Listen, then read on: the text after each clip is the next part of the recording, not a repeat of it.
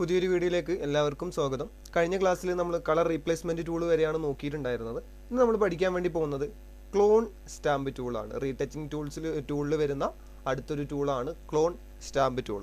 Okay, ഇത് ഉപയോഗിച്ചുകൊണ്ട് എങ്ങനെയാണ് നമ്മൾ ഇമേജ് റീടച്ച് ചെയ്യുക എന്നുള്ളത് ഞാൻ പറഞ്ഞുതരാം. അതിനുവേണ്ടി ഞാനൊരു ഇമേജ് ഇവിടുന്ന് ഓപ്പൺ ചെയ്യുന്നു.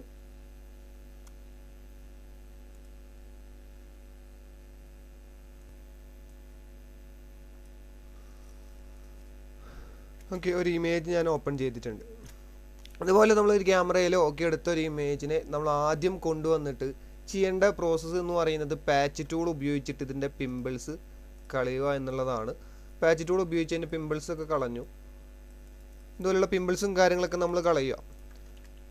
എന്നിട്ട് ഈ കണ്ണിൻ്റെ അടിയിലൊക്കെയുള്ള ബ്ലാക്ക് പോർഷൻസ് ഒക്കെ നമുക്ക് റീടച്ച് ചെയ്യാൻ പാച്ച് ടൂളും കൊണ്ട് പറ്റില്ല. കണ്ണിൻ്റെ അടിയിലുള്ള പോർഷൻസ് നമുക്ക് മായ്ക്കാൻ, അതായത് കണ്ണിൻ്റെ അവിടെയൊന്നും ലൈറ്റ് തട്ടാത്ത സ്ഥലങ്ങളുണ്ടാവാം, കണ്ണിൻ്റെ അവിടെ, കഴുത്തിൻ്റെ താഴെ ഒക്കെ. അപ്പോൾ അവിടെയൊക്കെ നമുക്കൊന്ന് റീടച്ച് ചെയ്യാൻ പാച്ച് ടൂളും കൊണ്ടോ അല്ലെങ്കിൽ നമുക്ക് ഹീലിംഗ് ബ്രഷ് ടൂളും കൊണ്ടോ ഒന്ന് പെർഫെക്റ്റ് ആയിട്ട് ടച്ച് ചെയ്യാൻ വേണ്ടി പറ്റില്ല. അപ്പോൾ അതുപോലെയുള്ള സിറ്റുവേഷനിൽ നമ്മൾ ഉപയോഗിക്കുന്ന ഒരു ടൂളാണ് ക്ലോൺ സ്റ്റാമ്പ് ടൂള്.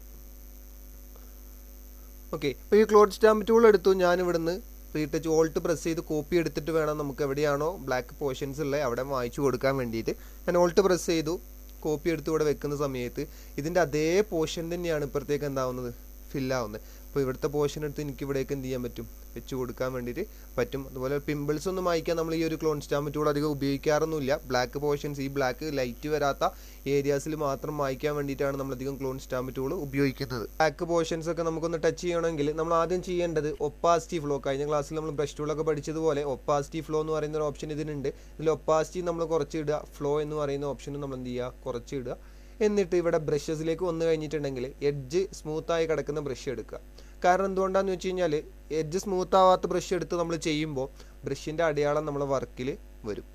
ഇപ്പോൾ നമ്മളിങ്ങനെ കോപ്പി എടുത്ത് ഇവിടെ വെക്കുന്ന സമയത്ത് ബ്രഷിൻ്റെ അടയാളം കാണിക്കും. അപ്പോൾ അതുകൊണ്ട് തന്നെ സ്മൂത്ത് ആയിട്ടുള്ള ബ്രഷ് എടുത്തിട്ട് എന്ത് ചെയ്യുക, റീടച്ച് ചെയ്യുക. അപ്പോൾ സൂം ചെയ്ത് വെക്കുക.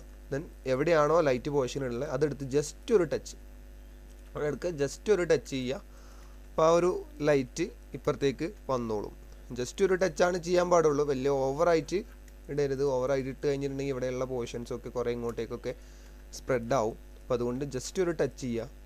എല്ലായിടത്തും എവിടേക്കാണ് ലൈറ്റ് കുറവുള്ളത് അവിടെയൊക്കെ ലൈറ്റുള്ള സ്ഥലത്ത് നിന്ന് അതിൻ്റെ തൊട്ടടുത്തുള്ള ഒരു ലൈറ്റുള്ള പോർഷൻ എടുക്കുക, അവിടെ നിന്ന് റീടച്ച് ചെയ്തിട്ട് വെക്കുക. ഇതുപോലെ നമുക്ക് ലൈറ്റ് ഇല്ലാത്ത ഏരിയ ഒക്കെ കുറേയൊക്കെ എന്ത് ചെയ്യാം, ലൈറ്റാക്കി മാറ്റാൻ വേണ്ടിയിട്ട് പറ്റും. ഇവിടെയുള്ള പോർഷൻസൊക്കെ നമുക്ക് ലൈറ്റാക്കാൻ വേറെ ടൂളുകളുണ്ട്. പക്ഷേ കണ്ണിൻ്റെ അടിയുള്ള ഇതുപോലെയുള്ള പോർഷൻസൊക്കെ നമുക്ക് ഇങ്ങനെ ചെയ്യുന്നതാണ് കുറച്ചും കൂടെ പെർഫെക്റ്റ്. ഓക്കെ, ഇതുപോലെ നമുക്ക് റീടച്ച് ചെയ്യാൻ വേണ്ടി നമ്മൾ ഉപയോഗിക്കുന്ന ഒരു ടൂളാണ് ക്ലോൺ സ്റ്റാമ്പ് ടൂൾ. ഇപ്പുറത്ത് കോപ്പി എടുത്ത് നമുക്ക് ഇപ്പുറത്തേക്ക് വെച്ച് കൊടുക്കാൻ വേണ്ടി പറ്റും. ഒപ്പാസിറ്റിയും ഫ്ലോയും കുറയ്ക്കുന്നതിനനുസരിച്ച് അതിൻ്റെ കളറ് മാത്രമാണ് നമുക്ക് ഇപ്പുറത്തേക്ക് ഫില്ലാവുകയുള്ളൂ. ഇതൊക്കെ എന്ത് ചെയ്യാവുന്ന വർക്ക് ചെയ്ത് നോക്കുക. Okay, clone stamp tool Alt press ചെയ്ത് കോപ്പി എടുത്ത് നമുക്ക് എവിടെയാണോ വേണ്ടത് അവിടുത്തെ പോർഷൻ എടുത്ത് എന്ത് ചെയ്യുക, അങ്ങോട്ടേക്ക് റീടച്ച് ചെയ്ത് മായ്ക്കാം. ഓക്കെ, അപ്പോൾ കണ്ണിൻ്റെ അടിയിലൊക്കെ ആ ഒരു ലൈറ്റ് കളറ് നമുക്ക് കിട്ടും. ഓക്കെ, ഇനി അടുത്ത ടൂളാണ് പാറ്റേൺ സ്റ്റാമ്പ് ടൂൾ. നമ്മളെ വർക്കിലേക്ക് പാറ്റേൺസിനെ കൊണ്ടുവരാൻ വേണ്ടിയിട്ട് ഉപയോഗിക്കുന്ന ഒരു ടൂളാണ് പാറ്റേൺ സ്റ്റാമ്പ് ടൂൾ. ഓക്കെ, ഞാനിവിടെ നിന്ന് പാറ്റേൺ സ്റ്റാമ്പ് ടൂൾ എടുക്കുന്നു. ഇവിടെ നമുക്ക് കുറച്ച് പാറ്റേൺസ് ഉണ്ട്. ഈ പാറ്റേൺസ് എടുക്കുക, അല്ലെങ്കിൽ ഇവിടുന്ന് ഈ ഒരു ആരോയിൽ ക്ലിക്ക് ചെയ്ത് കഴിഞ്ഞിട്ടുണ്ടെങ്കിൽ നമുക്ക് കണ്ടോ colour paper, grey scale paper, natural patterns എന്നൊക്കെ പറഞ്ഞിട്ടുള്ള പേപ്പേഴ്സ് അവിടെ ഉണ്ട്. അതൊക്കെ വേണമെങ്കിൽ നമുക്ക് എന്ത് ചെയ്യാം, എടുത്ത് അപ്പൻഡ് കൊടുത്തു കഴിഞ്ഞാൽ പേപ്പറൊക്കെ നമുക്ക് ഇവിടേക്ക് വന്നു. നമുക്കൊരു ബാക്ക്ഗ്രൗണ്ട്സ് ഒക്കെ ക്രിയേറ്റ് ചെയ്യണമെങ്കിൽ എന്ത് ചെയ്യാം, ഇതുപോലെ പാറ്റേൺസ് ഒക്കെ കൊടുത്ത് നമുക്ക് ചെയ്തെടുക്കാൻ വേണ്ടിയിട്ട് പറ്റും. ഇതിലുണ്ട് ഒപ്പാസിറ്റി, ഫ്ലോ. ഒപ്പാസിറ്റി കുറയ്ക്കുന്നതിനനുസരിച്ച് ട്രാൻസ്പെറൻറ്റ് രൂപത്തിൽ വരും. ഫ്ലോ കുറയ്ക്കുന്നതിനനുസരിച്ച് ഒന്ന് സ്പ്രെഡ് ആകുന്ന സ്മൂത്ത്നെസ്സിലേക്ക് വരും. ഓക്കെ, ഈ പാറ്റേൺ സ്റ്റാമ്പൊന്നും നമ്മളങ്ങനെ ഉപയോഗിക്കാറൊന്നുമില്ല. ജസ്റ്റ് നിങ്ങൾക്ക് എന്തെങ്കിലും ഇതുപോലെയുള്ള ആവശ്യങ്ങളുണ്ടെങ്കിൽ ചെയ്യാമെന്ന് മാത്രം. ഓക്കെ, ഇനി അടുത്ത ടൂൾ എന്ന് പറയുന്നത് ഹിസ്റ്ററി ബ്രഷ് ടൂളും ആർട്ട് ഹിസ്റ്ററി ബ്രഷ് ടൂളുമാണ്. ഞാൻ ഇതിലേക്കൊരു ഇമേജ് ഞാൻ കൊണ്ടുവരുന്നുണ്ട്. ഈ ഇമേജ് ഇനി ഞാനൊരു വൈറ്റ് കളറ് കൊടുക്കാം. ഇതിനൊരു വൈറ്റ് കളർ കൊടുക്കാം. ഈ വൈറ്റ് കളർ കൊടുത്തു. ഇനിയിപ്പോൾ ഈ ഹിസ്റ്ററി ടൂൾ എന്ന് പറയുന്നത് നമുക്ക് ഈ ഒരു ഇമേജിൻ്റെ ഹിസ്റ്ററി കണ്ടുപിടിക്കാൻ ഉപയോഗിക്കുന്നതാണ്. അതായത് നമ്മൾ ഈ ഒരു ഇമേജിനെ ഫോട്ടോഷോപ്പിലേക്ക് കൊണ്ടുവരുമ്പോൾ എങ്ങനെയായിരുന്നോ ഉണ്ടായിരുന്നത് ആ ഒരു രീതിയിൽ നമുക്ക് ഹിസ്റ്ററി എടുക്കാൻ ഉപയോഗിക്കുന്ന ടൂളിനെയാണ് നമ്മൾ ഹിസ്റ്ററി ബ്രഷ് ടൂൾ എന്ന് പറയുന്നത്. ഓക്കെ, അപ്പോൾ ഞാൻ ആ ഒരു ഹിസ്റ്ററി ബ്രഷ് ടൂൾ എടുത്തു. പിന്നെ ബ്രഷിനെ ഒന്ന് കേളി ബ്രാക്കറ്റ് ക്ലോസ് അടിച്ച് ഞാൻ വലുതാക്കി ഞാൻ ഇതിലേക്കൂടെ ജസ്റ്റ് ഒന്ന് ടച്ച് ചെയ്യുമ്പോൾ കാണാം ഇറേസ് ചെയ്യുന്നത് പോലെയാണ്.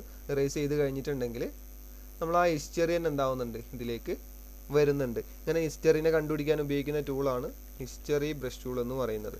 ഇനി ഞാനതിനെ മാറ്റിയിട്ട് ബ്രഷ് ഒന്ന് വേറെ ഉള്ളൊരു ബ്രഷ് ആകുന്നു, ലീഫ് പോലെയുള്ള ബ്രഷോ ഒക്കെ ആകുന്നു. അപ്പോൾ കണ്ടോ, ആ ഒരു ബ്രഷിനെ ബേസ് ചെയ്തുകൊണ്ടാണ് എന്താവുന്നത് ഹിസ്റ്ററി അവിടെ ക്രിയേറ്റ് ആവുന്നത്.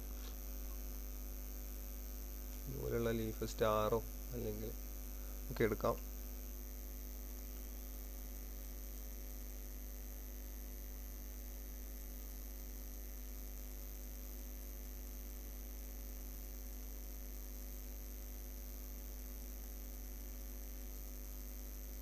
ഇതുപോലെയൊക്കെ നമുക്ക് ഷേപ്പിലൊക്കെ ഒരു ഇമേജ് ഇരിക്കുന്ന രീതിയിലൊക്കെ നമുക്ക് ബ്രഷസിൽ ക്രിയേറ്റ് ചെയ്തെടുക്കാൻ വേണ്ടിയിട്ട് പറ്റും. ഓക്കെ, അപ്പോൾ ഇതും ഒന്ന് ട്രൈ ചെയ്ത് നോക്കുക. ഇനി അടുത്ത ടൂൾ എന്ന് പറയുന്നത് ആർട്ട് ഹിസ്റ്ററി ബ്രഷ് ടൂളാണ്. ആർട്ട് ഹിസ്റ്ററി ബ്രഷ് ടൂൾ എന്ന് പറഞ്ഞു കഴിഞ്ഞിട്ടുണ്ടെങ്കിൽ നമ്മളെ ഹിസ്റ്ററിനെ തന്നെ ഒരു ആർട്ട് രൂപത്തിലേക്ക് മാറ്റിയെടുക്കാൻ വേണ്ടിയിട്ടാണ്. ഇത് നമ്മളങ്ങനെ ഉപയോഗിക്കാറൊന്നുമില്ല. ജസ്റ്റ് ഇതുപോലെയുള്ള ആർട്ട് രൂപത്തിലേക്ക് നമുക്ക് മാറ്റിയെടുക്കാൻ വേണ്ടിയിട്ട് ഉപയോഗിക്കുന്ന ടൂളാണ് ഈ ആർട്ട് ഹിസ്റ്ററി ബ്രഷ് ടൂൾ. ഇതുപോലെയുള്ള ആർട്ട് മാറ്റിയെടുക്കാം. ഇവിടെ മോഡ് ഉണ്ട്, ആ മോഡ് നമുക്ക് ഓരോ മോഡിലേക്ക് മാറ്റിയിട്ട് വേറൊരു രീതിയിലേക്ക് നമുക്ക് ഇമേജിനെ ക്രിയേറ്റ് ചെയ്തെടുക്കാൻ വേണ്ടിയിട്ട് പറ്റും. ഇതുപോലെയൊക്കെ നമുക്ക് ആർട്ട് ചെയ്തെടുക്കാൻ വേണ്ടിയിട്ട് പറ്റും. ഇതിൻ്റെ ഒപ്പാസിറ്റി കുറച്ച് കഴിഞ്ഞാൽ അതിനനുസരിച്ചാണ് അവിടെ ഫില്ലാവുക. ഓക്കെ, ഇതുപോലെ ഹിസ്റ്ററി നമുക്ക് കണ്ടുപിടിക്കാൻ ഉപയോഗിക്കുന്ന ടൂളാണ്. ഇതുപോലെ നമുക്ക് എന്ത് ചെയ്യാം, നമ്മളെ ബാക്ക്ഗ്രൗണ്ടിനെ ആർട്ട് ചെയ്തെടുക്കാൻ വേണ്ടിയിട്ട് പറ്റും. ഓക്കെ.